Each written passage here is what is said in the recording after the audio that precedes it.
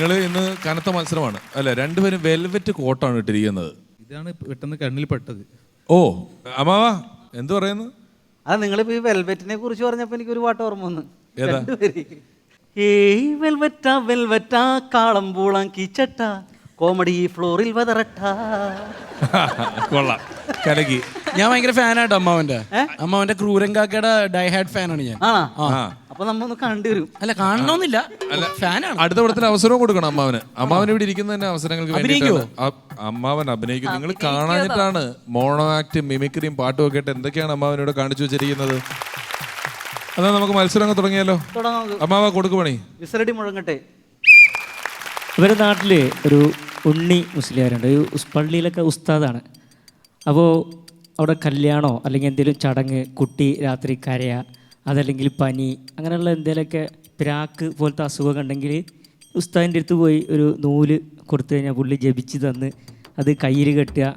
അതല്ലെങ്കിൽ നമ്മൾ പുതിയ വണ്ടി വാങ്ങിച്ചു കഴിഞ്ഞാൽ ഈ വണ്ടിമേലൊക്കെ കെട്ടിക്കഴിഞ്ഞാൽ പിന്നെ വണ്ടി ആക്സിഡൻ്റ് ആവില്ല, മാതിരി പനി മാറും, അങ്ങനെയൊക്കെ ഉള്ളൊരു ഉസ്താദാണ്. അപ്പോൾ ഇതുപോലെ എൻ്റെ ഒരു കൂട്ടുകാരൻ ഗൾഫിൽ പോവാണ്. അപ്പോൾ ഗൾഫിൽ പോകാൻ നേരത്ത് ഏകദേശം ധൃതിയിൽ പെട്ടെന്ന് നമുക്ക് പോവാം, പ്രാർത്ഥന ഒന്നും വേണ്ടാണ്. അപ്പോൾ പുള്ളിയുടെ ഉപ്പ സമ്മതിക്കണില്ല. പറ്റില്ല, ഉസ്താദ് വന്ന് പ്രാർത്ഥിച്ചിട്ട് പോയാൽ മതി, ഉസ്താദ് വന്ന് ദ്വാരത്തിട്ട് പോയാൽ മതി, അല്ലാതെ പോകണ്ട ഭയങ്കര പ്രശ്നം. അങ്ങനെ ലാസ്റ്റ് പുള്ളിയാ ഓക്കെ അനിയനെ ഉസ്താദിൻ്റെ അടുത്ത് വിട്ടു. അങ്ങനെ ഉസ്താദിനെ കയറ്റി അനിയ ഭയങ്കര സ്പീഡിൽ വരാം. അപ്പോൾ ഉസ്താദ് പറയുന്നുണ്ട് മെല്ലെ പോ വണ്ടി ഇടിക്കും. എന്തിനു പേടിക്കണ്, ഉസ്താദ് തന്ന ചരട് വണ്ടിമേ കെട്ടിക്കല്ലേ, വണ്ടി മറിയില്ല. അങ്ങനെ വണ്ടി അതിൽ ലോറി തട്ടി മറിഞ്ഞപ്പോൾ ഉസ്താദ് എടാ ഹംക്കെ എന്നോട് ഞാൻ അപ്പോഴും പറഞ്ഞതാ മെല്ലെ പോ ഇപ്പോൾ ഇടിച്ചില്ലേ. അപ്പോൾ വേണിച്ചിട്ട് ഉസ്താദല്ലേ പറഞ്ഞ് ഇത് കെട്ടിയ വണ്ടി മറിയില്ല, നൂല് മന്ത്രിച്ചൂതി കെട്ടിയതുകൊണ്ടല്ലേ ഞാൻ അത്ര സ്പീഡിൽ വന്ന്. അപ്പോൾ ഉസ്താദ് അടുത്തേക്ക് പറയാ എടാ പൊട്ടാ, നമ്മുടെ വണ്ടിമേ മാത്രമല്ലേ ഉള്ളൂ നൂല് മന്ത്രിച്ചൂതിക്കണേ, ഇടിച്ച ലോറിമേ ഞാൻ കെട്ടിയിട്ടില്ലല്ലോ, അത് ഈ മനസ്സിലാക്കേണ്ടത്. എൻ്റെ ഉപ്പ എന്നോട് പറഞ്ഞത് കയറ് മേടിച്ചോണ്ടാൻ, അതായത് അയൽ കെട്ടാനുള്ള കയറ് മേടിച്ചോണ്ടാൻ. അപ്പോൾ കയറ് മേടിക്കാൻ പോകുന്നത് നമ്മുടെ നാട്ടിൻപുറം ആയതുകൊണ്ട് ചെറിയ ഉള്ളേരിയുള്ള കടയാണ്. അതുകൊണ്ട് ഈ പലചരക്ക് പച്ചക്കറി ഒക്കെ വിൽക്കുന്ന കടയിലാണ് ഈ കയറ് വിൽക്കുന്നത്. അപ്പോൾ ഞാൻ നേരെ കയറ് മേടിക്കാൻ പോയിട്ട് ചേട്ടാ ഒരു കയറ് വേണം. അപ്പോൾ എത്ര ഉണ്ട്, അത്യാവശ്യം ഒരു അയൽ കെട്ടാനുള്ള ഒരു കയറ് വേണം പറഞ്ഞു. ഓക്കെ അപ്പോൾ എത്ര വേണ്ടി വെച്ചപ്പോൾ ഞാൻ പച്ചക്കറിയൊക്കെ മേടിച്ച ഓർമ്മയിലല്ലേ, അപ്പോൾ 1 കിലോ കയറ് കയറും.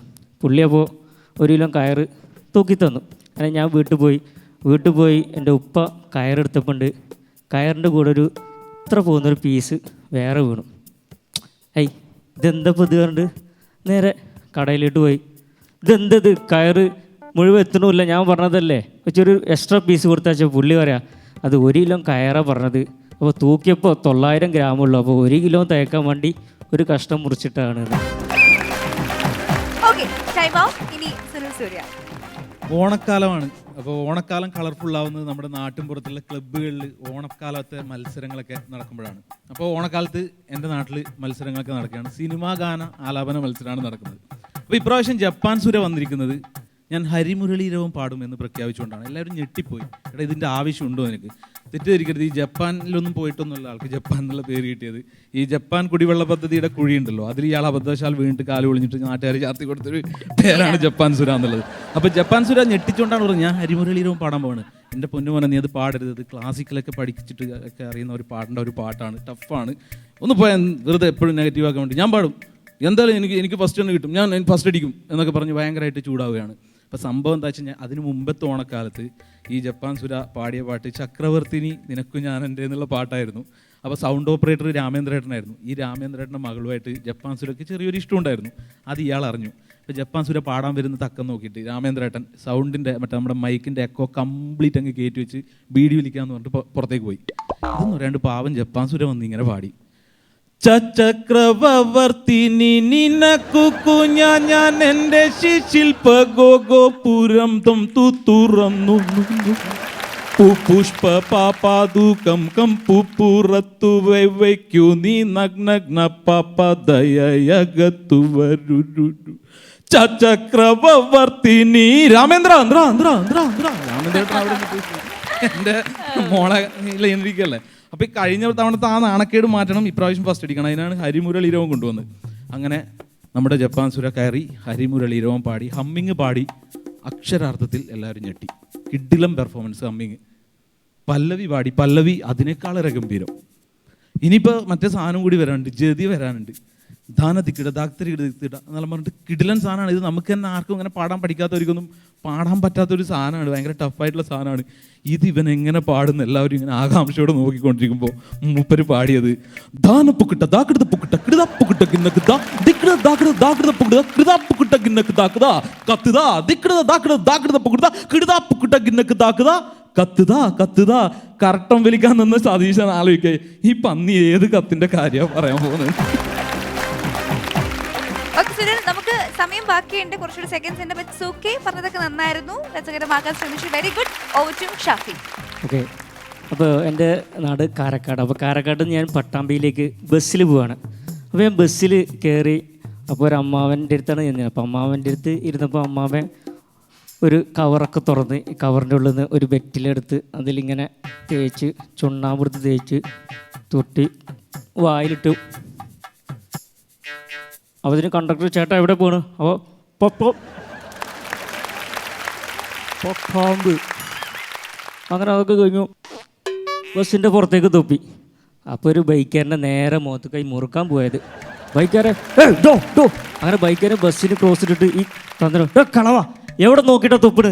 താൻ തുപ്പിയത് എൻ്റെ മുഖത്തേക്കല്ലായത് ഇങ്ങനെ നോക്കിയിട്ട് തുപ്പണ്ടേ? അപ്പോൾ കാരണം ഒരു എന്ത് എടോ എൻ്റെ മുഖത്തേക്കല്ല ഇജ്ജ് തുപ്പിയത്. അപ്പോൾ തന്നെ കാരണം ഒരു തുപ്പാൻ പറ്റിയ മോന്തിന്ന്. അതുപോലെ നമ്മളെ വീടിൻ്റെ അടുത്ത് ഒരു സെയ്താലിക്ക കോഴി കച്ചവടം ചെയ്യുന്നുണ്ട്. അപ്പോൾ ഈ സെയ്താലിക്കാക്ക് ചവിടും കേൾക്കൂല, കണ്ണും കാണൂല. അപ്പോൾ ഒരാൾ വന്നിട്ട് സെയ്താലിക്കാൻ്റെ അടുത്ത് ചോദിച്ചു, സെയ്താലിക്ക ഈ കോയാക്കാൻ്റെ വീട് ഏതോ ചോദിച്ചു. പുള്ളി കോയാക്കാൻ്റെ വീട് ഏതോ ചോദിച്ചു.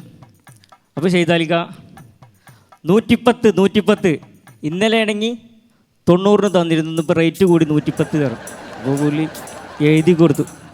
അപ്പോൾ കോയാക്കാൻ്റെ വീട് എന്നിട്ട് ആദ്യം പറയണ്ടേ, നേരെ പോവുക, വളവ് തിരിഞ്ഞ് ആദ്യത്തെ വീട്.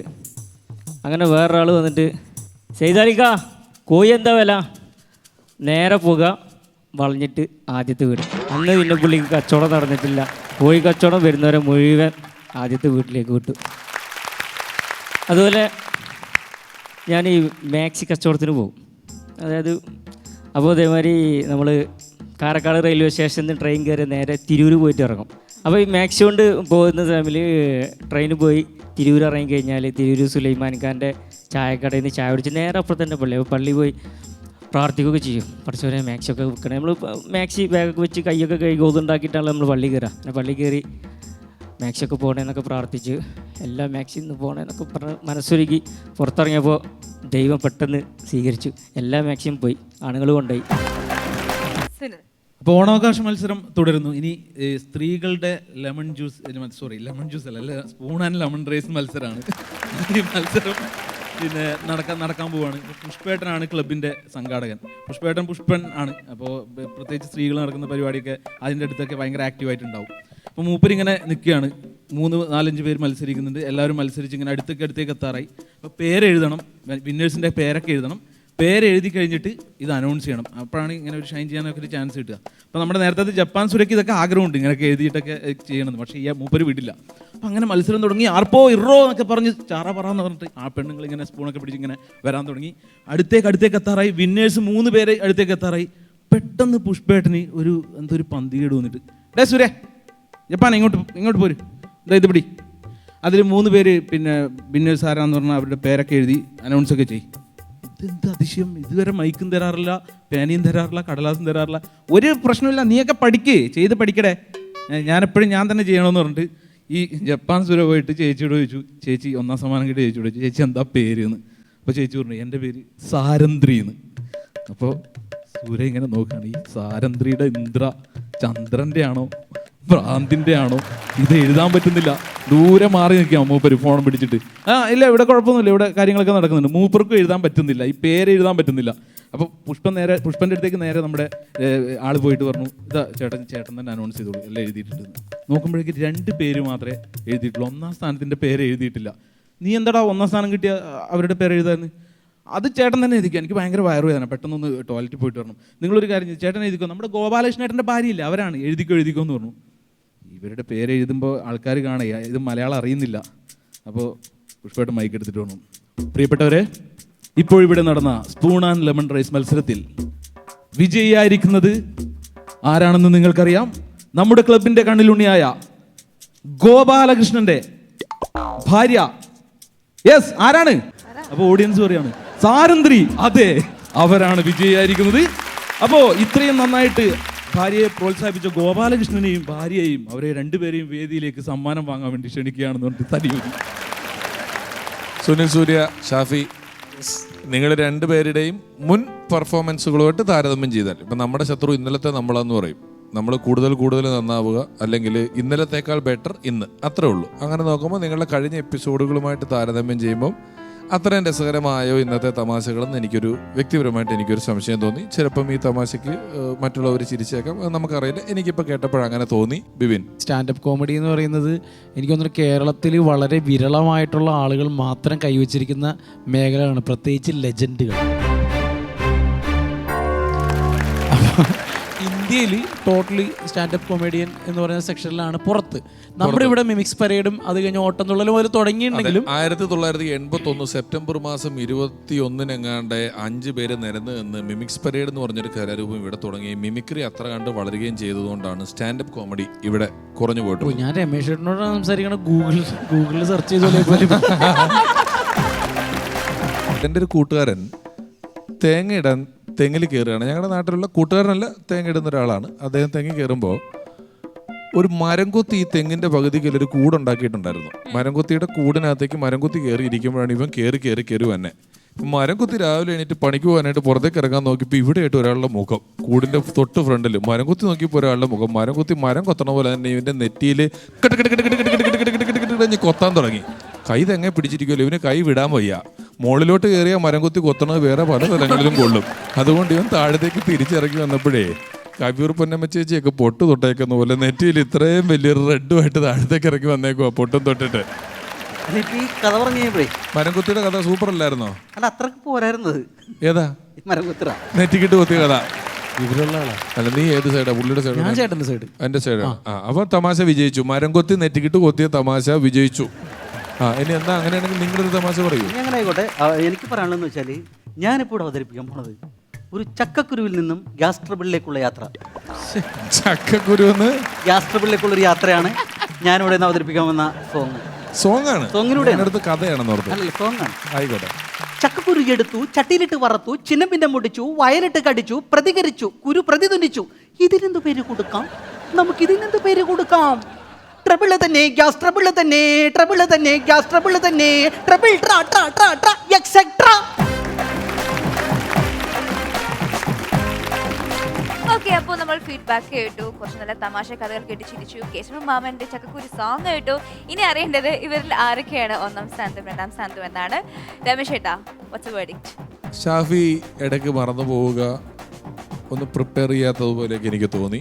ബെറ്ററായിട്ട് തമാശ പറഞ്ഞതും പ്രകടനം കാഴ്ചവെച്ചതും സുനിൽ സൂര്യയാണ് ഇന്ന് ഒന്നാമൻ, ഷാഫി രണ്ടാമൻ. Okay, yes.